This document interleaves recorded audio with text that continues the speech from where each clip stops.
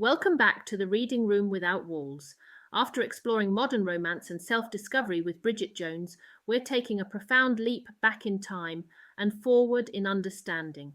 Today we're diving into one of humanity's most fundamental stories, the legend of Kintu, the first man in Ugandan mythology. Our primary source is The Oral Tradition of the Baganda of Uganda, a study and anthology of legends, myths, epigrams and folktales by Immaculate Kizza, a comprehensive academic collection that preserves these ancient stories for modern readers. For those unfamiliar with this treasure, Kizza's Anthology is the most authoritative source for authentic Baganda oral traditions, including the complete Kintu creation myth. If you want to read the original story in all its rich detail, this is your essential text. But here's what makes this episode special. We're tracing how this ancient Baganda creation story connects to creation myths worldwide, revealing the universal threads that bind all humanity together. We'll also reference Jennifer Nansubuga Makumbi's novel Kintu, which brilliantly weaves this mythology into contemporary African literature.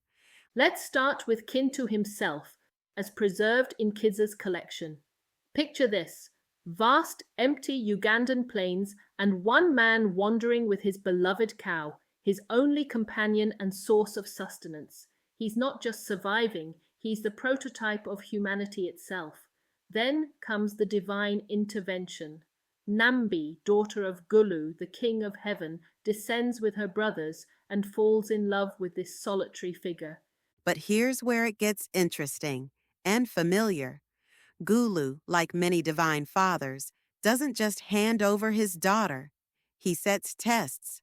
According to Kizza's documentation of the oral tradition, Kintu must prove his worthiness through trials that test his character, his devotion, his very essence as the first human. Sound familiar? It should. This pattern of divine testing appears in creation stories globally.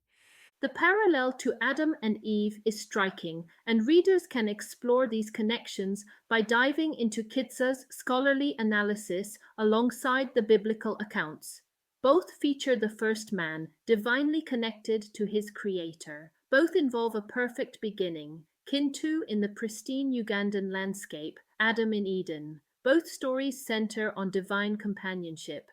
Kintu receives Nambi, Adam receives Eve. And crucially, both stories explain how death entered our world. In the Kintu legend, as Kizza documents it, death comes through Walumbe, Nambi's brother, who follows them to earth despite warnings. In Genesis, death enters through the forbidden fruit. Different mechanisms, same result. The loss of innocence, the end of paradise, mortality becoming humanity's burden. This isn't coincidence, it's pattern. Let's expand the lens. The lonely first human appears everywhere. Prometheus molding humans from clay in Greek mythology, the Norse gods breathing life into Ask, and Embla carved from ash trees, Aboriginal ancestral beings shaping the first people. Across continents and millennia, we see the same archetype, the solitary figure who becomes humanity's foundation. Kizza's work helps us understand how the Baganda tradition fits into this global tapestry. Then there's the divine marriage motif. Kintu and Nambi, as beautifully preserved in the oral tradition of the Baganda, mirror countless other traditions. The Hindu Manu and Shatarupa, the Japanese Izanagi and Izanami, Celtic tales of divine unions creating humanity. Why does every culture imagine our origins through divine love stories? Because at our core, we understand that creation requires connection, that life emerges from relationship. The testing phase fascinates me, and Kizza's detailed documentation shows how sophisticated these oral traditions really are. Gulu tests Kintu's worthiness. Can he identify his cow among thousands? Can he survive impossible challenges? This echoes the biblical tree of knowledge, Psyche's trials in Greek mythology, the weighing of hearts in Egyptian tradition.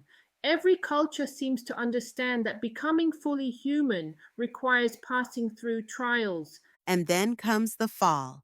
The Mesopotamian Gilgamesh loses immortality. Pandora's box releases evil into the world.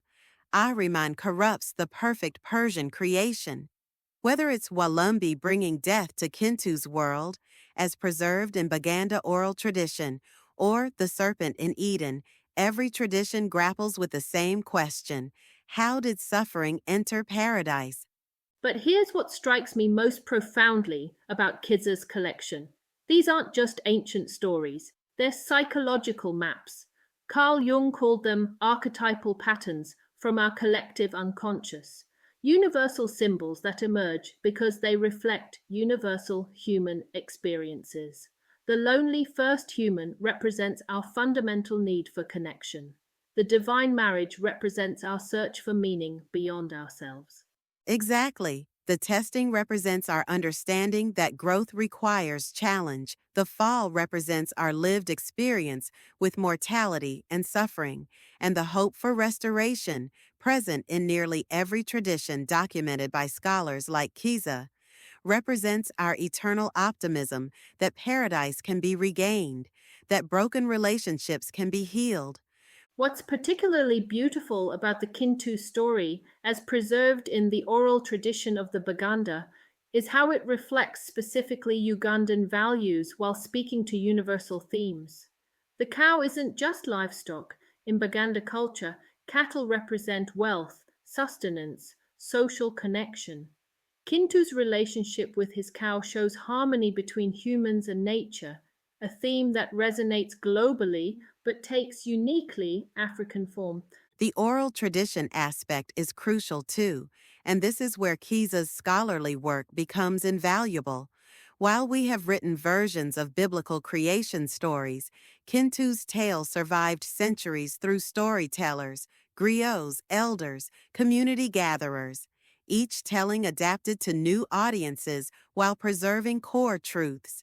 This living tradition shows how creation stories aren't just historical artifacts. They're ongoing conversations about human nature. For readers wanting to explore this further, I highly recommend starting with Kizza's The Oral Tradition of the Baganda of Uganda. It's available through academic publishers and gives you the authentic, complete versions of these stories. Then, for a modern literary interpretation, Jennifer Nansubuga Makumbi's novel Kintu shows how these ancient myths continue to resonate in contemporary African literature. The universality becomes even more striking when you consider the isolation. Ancient Baganda storytellers weren't reading Genesis or Greek myths, yet they developed remarkably similar narrative structures. The first human, divine companionship, moral testing, the entry of death. These patterns emerge independently because they reflect something true about the human condition. This brings us to a profound realization. These similarities don't diminish the uniqueness of each tradition. Instead, they reveal our shared humanity. Whether you're reading about Kintu in Kizza's scholarly collection, Adam in Genesis, or Prometheus in ancient Greek texts, you're encountering the same fundamental questions. Where do we come from? Why do we suffer? What makes us human? The psychological universals are fascinating. Every tradition grapples with loneliness, the need for companionship that drives Kintu toward Nambi, Adam toward Eve. Every tradition explores moral responsibility, the consequences of choices that define human existence. Every tradition confronts mortality, the reality of death that separates us from the divine. And every tradition offers hope. Even after the fall, even after death enters the world, these stories suggest redemption remains possible. Kintu's descendants continue his legacy. Adam's children populate the earth. The human story continues despite, or perhaps because of, our mortality and mistakes. What's remarkable is how these patterns persist in modern storytelling. Contemporary literature still explores these archetypal themes: the hero's journey, the search for identity, the loss of innocence, the hope for transformation. From Kizza's preserved oral traditions to modern novels like Makumbi's Kintu, we're still telling variations of the same fundamental stories. This connects to why preserving traditions through scholarly work like Kizza's matters so deeply.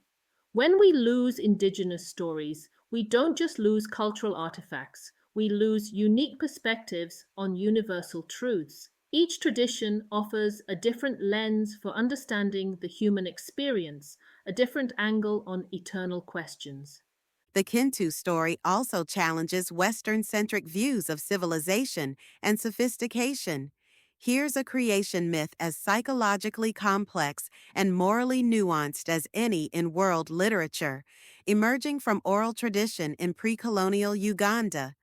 Kissa's academic treatment shows us that wisdom and insight aren't monopolized by any single culture or historical period.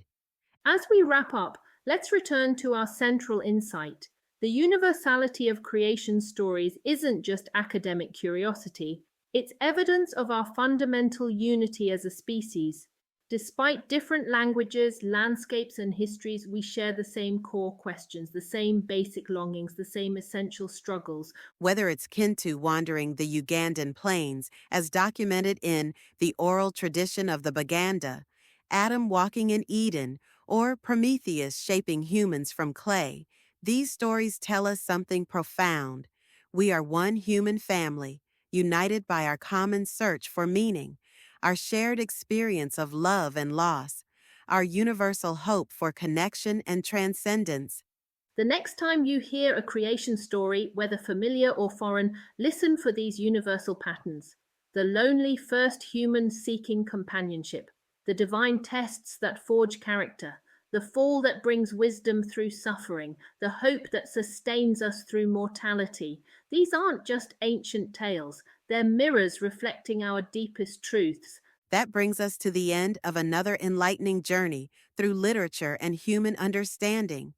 For those wanting to dive deeper, pick up Immaculate Kizza's The Oral Tradition of the Baganda of Uganda for the authentic source material, and Jennifer Nansubuga Makumbi's novel Kintu for a contemporary literary exploration. Don't forget to like, comment, subscribe, and suggest more books and themes for our future episodes.